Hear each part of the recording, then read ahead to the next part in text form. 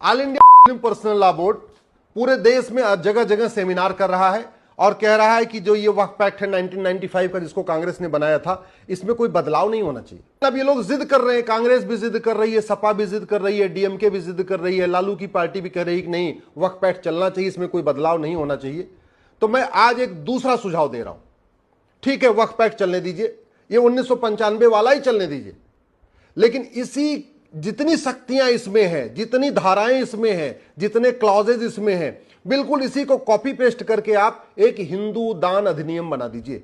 जैसे वक्फ एक्ट है ऐसे हिंदू दान एक्ट बना दीजिए।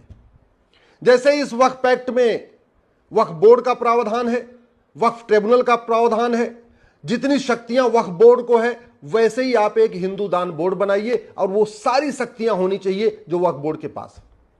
एक वक्त हिंदू दान ट्रिब्यूनल बनाइए और वो सारी शक्तियां ट्रिब्यूनल को होनी चाहिए जो भारत में वक्फ ट्रिब्यूनल को है। इसका फायदा भी होगा। फायदा यह है कि जो हिंदुओं के मठ मंदिर मुगलों के द्वारा तोड़े गए, कब्जा किए गए, उनका मुकदमा कोर्ट से बंद हो जाएगा और वो सीधे सीधे आ जाएगा हिंदू ट्रिब्यूनल में आ जाएगा। भाई अभी का विवाद कहां जाता है? वक्फ बोर्ड में। कहां सुनवाई होती है? वक्फ ट्रिब्यूनल में। तो उसी तरीके से जितने मठ मंदिर के विवाद हैं वो सारे हिंदू बोर्ड में आ जाएंगे और सुनवाई होगी हिंदू ट्रिब्यूनल में। उसका फायदा यह होगा कि 1192 में जो कुतुबुद्दीन ऐबक ने दिल्ली में 27 मंदिरों को तोड़ के कुतुब मीनार बनाया था, उसका मुकदमा भी वक्फ ट्रिब्यूनल में चलेगा। 1305 में अलाउद्दीन खिलजी ने जो सरस्वती मंदिर को तोड़ के भोजशाला में वहां पे एक मस्जिद बना दिया था, वो मुकदमा भी हिंदू ट्रिब्यूनल में आ जाएगा। 1373 में सिकंदर शाह ने जो शिव मंदिर को तोड़ के अदीना बना दिया बंगाल में, वो मुकदमा कोर्ट में नहीं चलेगा बल्कि हिंदू ट्रिब्यूनल में चलेगा।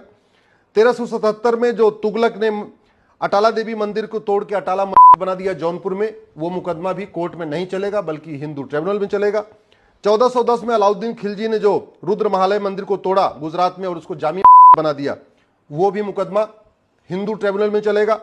1528 में जो बाबर ने अयोध्या राम मंदिर का तोड़ा था, वो हालांकि मुकदमा खत्म हो गया, अब उसकी जरूरत नहीं है, लेकिन बाबर की जितनी जमीनें भारत में हैं, बाबर ने जितनी जमीन तलवार के दम पे कब्जा किया था, वो सारी की सारी जमीन पे जो हिंदू बोर्ड है वो नोटिस भेजेगा और जो उसको विरोध करेगा उसका मुकदमा भी हिंदू ट्रिब्यूनल में चलेगा। जो मठ मंदिर का मुकदमा होगा या बाबर, हुमायूं, तुगलक, गजनी, गोरी की जमीन का मुकदमा होगा या नवाबों की जमीन का मुकदमा होगा या निजामों की जमीन का मुकदमा होगा, वो सारे मुकदमे डिस्ट्रिक्ट कोर्ट से हट जाएंगे और सीधे सीधे उन सभी राज्यों में जो हिंदू बोर्ड होगा, हिंदू ट्रिब्यूनल हो, वहां चलेगा।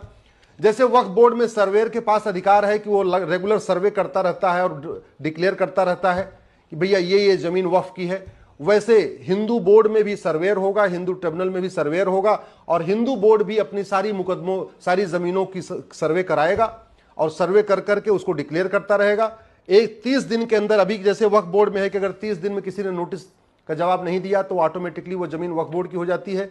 ऐसे ही अखबारों में नोटिस दी जाएगी कि फला फला जमीन, फला फलानी मस्जिद, फलानी फलाना जितने भी स्थान है ये सारे हिंदुओं के हैं और अगर 30 दिन में कोई जवाब नहीं देगा तो वो सारा का सारा जमीन हिंदुओं का हो जाएगा। और कोई अगर विरोध भी करेगा तो मुकदमा हिंदू ट्रिब्यूनल में चलेगा। इसका एक फायदा ये भी होगा कि बहुत सारे वहशी दरिंदों ने जगह जगह शहरों का नाम बदला और वहां पे जगह कब्जा कर लिया। तो इस जैसे मुर्शिदा खान को मुर्शिद ने बनाया था, तो मुर्शिदा खान में जो मुर्शिद की जमीन होगी वो सारी हिंदू बोर्ड में चलेगी। विंध्याचल में, मिर्जापुर में जो जमीन मिर्जा खां के नाम की होगी वो सारी उसका भी मुकदमा हिंदू ट्रिब्यूनल में। जौनपुर में जौना खां की जो जमीन होगी उसके नाम पे जो चल रही होगी, उसके जो उसके बच्चों के पास होगी, उसका भी मुकदमा आपका हिंदू ट्रिब्यूनल में चलेगा। तो सबसे बड़ा फायदा ये होगा कि कश्मीर से कन्याकुमारी, कच्छ से कामरूप तक, पूरे उत्तर से दक्षिण, पूरब से पश्चिम, जहां जहां मठ मंदिरों का विवाद है, जहां जहां जमीन का विवाद है, जहां पे का विवाद है, जहां का विवाद है, वो कोई भी विवाद वक्फ बोर्ड में नहीं चलेगा, वक्फ ट्रिब्यूनल में नहीं चलेगा, बल्कि वो सारा का सारा विवाद हिंदू बोर्ड में चलेगा, हिंदू ट्रिब्यूनल में चलेगा। हिंदू बोर्ड के पास भी अपनी सर्वे करने की शक्ति होगी। हिंदू बोर्ड के पास भी ये शक्ति होगी कि डीएम को आदेश दे कि फलाने फलाने जगह की जो मस्जिद इसको तोड़वाइए, तोड़वा के इसको आप रिस्टोर करिए। हिंदू बोर्ड के पास भी वो शक्ति होनी चाहिए जैसे वक्फ बोर्ड के पास शक्ति है कि वो सीधे डीएम को आदेश करता है कि ये जमीन वक्फ की है, इसको खाली कराइए। तो वो अधिकार हमें हिंदू बोर्ड को भी चाहिए।